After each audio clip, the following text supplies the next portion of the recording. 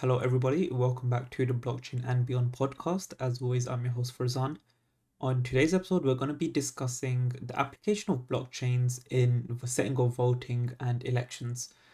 So, I've been doing some research on this and I came across this one really interesting paper, which is titled Going from Bad to Worse From Internet Voting to Blockchain Voting. This was written by a number of people, including Sunu Park, Michael Spector, Neha Narula, and Ronald L. Rivest. So the idea behind this paper is first they outline what makes a successful election or what makes successful voting, and then it discusses how blockchains don't actually benefit the ecosystem as a result. And I don't necessarily agree with all of their explanations, but they do actually make some quite valid points. So we can jump straight into it. So what they outline is that there's 5 requirements for a secure election. And I'm going to go through these one by one and give a brief explanation on each. So the first is the idea of the secret ballot. So the idea is that a ballot should provide protection against vote selling. So you should not be able to verify how one specific person voted.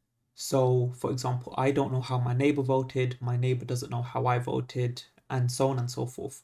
The idea behind this is it makes it very difficult for malicious actors to buy and sell votes, which is one common criticism of the current voting and election systems across the world.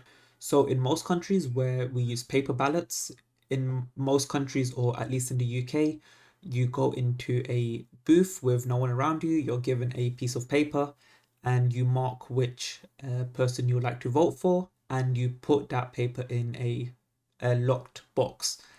And so no one actually knows how you voted, and no one can prove how you voted, which is a really important thing because it helps prevent fraud and, again, vote selling or coercion. The other idea is the idea of software independence. And software independence basically says that a software based piece of system, including methods to audit it, need to be checkable. For example, if there was an electronic ballot casting, collection, and tallying system, there needs to be a way to provide evidence that each vote was recorded as it was intended. So, what that means is if I voted for one party and another person voted for a different party, the system should be able to verify that that actually happened and that the system should record them as such. So, for example, it shouldn't accidentally change my vote in the process. And I know that sounds quite obvious, but software independence actually makes, a really strong, argument for the systems that you need to make sure, especially in elections, that everything is verifiable. Because if things aren't verifiable, that leads to a lot of potential cases of voting fraud, which, there's been reports in all over the world in all different countries. So it's a problem that actually needs to be looked at. The other one is voter verifiable ballots. So each person voting needs to be able to verify that their vote is who they intended it for. And this kind of links in with software independence. So the example is when you actually go and give a paper ballot, you mark which person you want to give your vote to, and you can be sure that your vote will actually be given to that person. Or you can confirm that at the time of voting, you voted for that particular person or that particular party. So paper ballots inherently make it a simple verification that the actual vote is recorded as you intended it to be. That doesn't do anything with how the votes are counted or auditing, but it allows you to verify yourself that who you voted for is actually the vote that you are submitting. And this can be, become blurred or become a gray area when it comes to software independence, especially if the software isn't perhaps open source. The other idea is the idea of contestability. So software independence, brings this idea that if an error is detected, can you actually convince other people that the error actually happened? Because some errors may not be publicly detectable, which actually makes that second error, the second question, a moot point. But if there is an error, who actually says that it actually happened and how can we verify that? And that leads directly into the fifth point, which is auditing. So software independence and contestability and auditing all fall into, the similar type of space. But auditing is as simple as, as well as being able to audit elections, elections should be audited. So just because you can do something, you need to make sure that it does happen, to make sure that, the votes are accurate, the votes are counted properly. And this auditing system, realistically, it would be, there's sort of two solutions for it. If it was a closed system, then that makes it a bit harder because you'll need to get, independent verifiers and to actually verify the code of the application and that it works how it does. But that brings a lot of possibility of fraud or a misalignment of intentions. Whereas if this code was open source, people could actually verify the code themselves that it works how, it was intended to work. But it also enables people to potentially, find improvements of the system and actually implement them, which can be picked up in forward elections. And from this point, the paper discusses some of the issues with internet voting, but it eventually moves its way to blockchain voting. Then it explains partly what blockchains are, how they work, the basics of consensus mechanisms, but then it discusses why blockchains aren't necessarily a good way for voting to happen. So the first idea is the idea of transaction secrecy, or as we saw it called before, like the secret ballot. So no one should know how you voted. In the current method, how it works, at least in the UK, is you go to the voting station, you take your name off on a list to say that yes, you came and voted. They give you your little ballot, and then you go into a private booth where you actually cast your vote. So that way, no one knows who you voted for. They know that you voted, but they don't know who you voted for. But with a blockchain, that would not be possible, because the idea is if the government knows each person's wallet address that they're voting with, and that is tied to their government ID, whether that's your national insurance or social security, they can actually associate a vote with a person. And that is a big risk to one, privacy, but also security, because if this list was to get exposed or to get leaked, there's literally millions of people whose voting preferences are now exposed on the internet, and that could lead to a lot of conflict of interests or a lot of future issues down the line. The next issue that they raise is coins as votes, and I think this is one of the points where the arguments are I don't necessarily agree with. So the idea they have here is that once a user creates a blockchain wallet via some sort of medium, whether that's a self-custodial wallet, or by any other means, then the government, once this person assigns their ID with their social security or their national ID, they will then send a token to that wallet address. So they will send you a, 2023 voting token. And the idea is that the different candidates will have their own wallets, and you will basically send this token to whichever party you want to vote for. And the idea behind that is, on the blockchain side of things, you can actually see that, okay, this person voted for that person, this person voted for that person. But for the end user, it will actually streamline the experience because they just pick, from a digital device of some sort. It could be their phone, it could be a website. I want to vote for this party. They click it and they press confirm, and then the rest of it is handled automatically.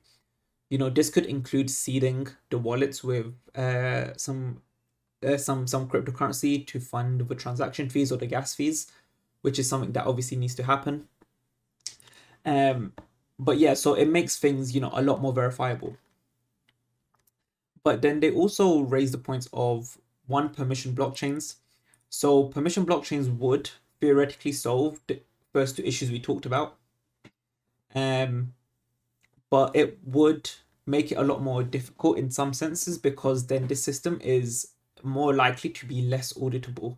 If it's a private blockchain, only, it will be a permission blockchain.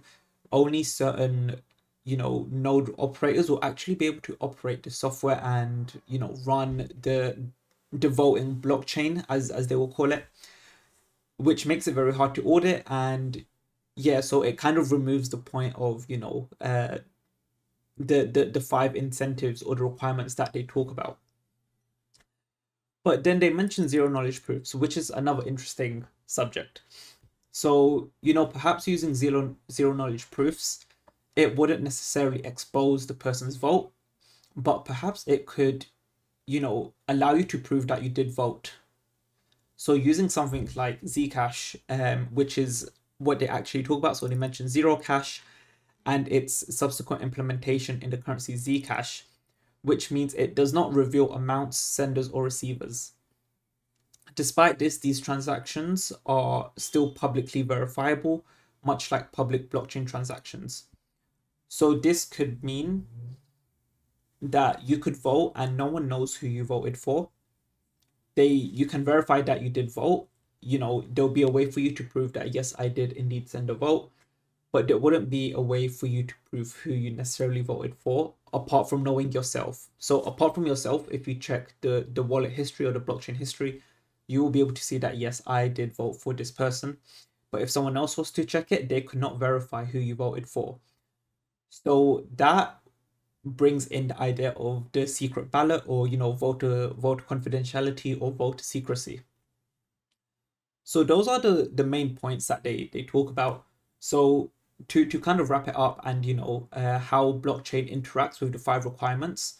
So first we had the secret ballot, or voter protection, identity, security. They mentioned that obviously on a blockchain your transactions are public, people can see who you voted for, especially if your blockchain address or wallet would be associated with a government level identification. If this information was to fall into the wrong hands, it exposes your voting preferences, which is like a big no-no and a big, data protection issue. Zero knowledge proofs can fix that. Using platforms like Zcash, for example, as they mentioned, is something that could actually be a solution to this. They mentioned software independence, that the systems should be checkable. So they discuss blockchains and also smart contracts, which are, the two big components of most blockchains. But both of these can be audited, verifiably audited. Blockchains are very predictable in the way they operate. They're literally made to operate in a certain way and to follow certain requirements. That's how most blockchains, whether it's Bitcoin or Ethereum, or if it's EVM compatible or if it's not, all blockchains are built to function in a certain way given, a certain set of conditions. And most of these are open source, so you can verify the code yourself. Yes, it will take time, but the government is able to commit resources to actually verifying this. They also discuss the security of a blockchain. Some blockchains can come under attack. It's very unlikely, we haven't seen a case where a large blockchain has come under attack in a very long time, which again I think attests to the security capacity of these blockchains. It's something they raise. I think it's a valid argument, but I don't think it's too much of a risk, especially if there's some sort of backups or fail safes in place. Back to software independence, actually. If they were to use smart contracts for voting, a lot of voting happens on chain now, especially in DAOs. This can actually be not automatically audited, but it can be verified. The code for the smart contract can be posted online. There's many companies who will do security audits to make sure that the code functions as intended. This is why we have testnets. Testnets are to deploy this code to make sure it works how we want it to work. Voter verifiable ballots. This again is something that can be done with blockchains, even using zero knowledge proofs or something like Zcash. As the sender of a transaction, you can verify that your transaction did indeed go to the person who you wanted it to go to. And that's just the plain idea behind voter verifiable ballots, that you can prove to yourself that yes, I did vote for this party or this person. Contestability. Again, I think software independence kind of covers this. If the blockchain and smart contracts are open source, anyone can contest it. And if it is a genuine security issue, I think most people or most parties will say yes, hands up, this is an issue, let's fix this ASAP. Same for auditing. in addition to being auditable, elections should be audited. If we're using blockchains and smart contracts, it's very easy to audit these things because you can see the transactions happening in real time. So those are the five requirements that they sort of outlined, and I think through here they sort of answer their own questions. That you can actually use blockchain for it. You need to implement zero knowledge proofs, which is something which is common now. To be fair, this paper was written in 2020, so 2 to 3 years ago. So technology has definitely advanced in that time.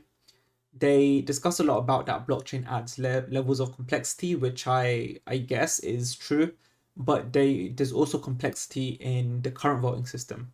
Not everything is verifiable from the user's end. I can prove that I can be confident that on my ballot paper I voted for this party. But if that's how my vote gets counted, I can't actually prove that. What happens once I leave the ballot box in my little booth? I can't prove what happens next, which is a big potential risk because there could be fraud going on the back end of things and you could not even know about it.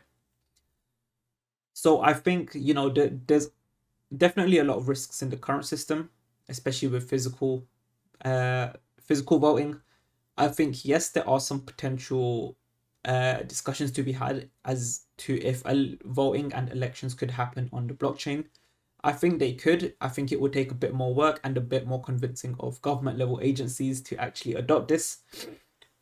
But I think it could be a way for proving that elections are happening fairly, because there have been, again, a lot of cases where there's been arguments about the validity of certain elections. So yeah, that's pretty much everything I wanted to cover today. It's already been 17 minutes, which is quite quick. So yeah, once again, thank you all for listening. Please feel free to reach out to me if you have any questions. I am super excited whenever anyone messages me on social media or LinkedIn or Twitter or on Discord to say, hey, I listened to your podcast, I really enjoyed it. I recorded this episode because I saw someone raise a really interesting point on Twitter where I said to them, I don't know much about this, but I'm gonna actually look into it. So this is why I sort of recorded this episode, and I'm gonna send it to them. But yeah, as always, thank you guys for listening, and I'll speak to you next time. Thank you and goodbye.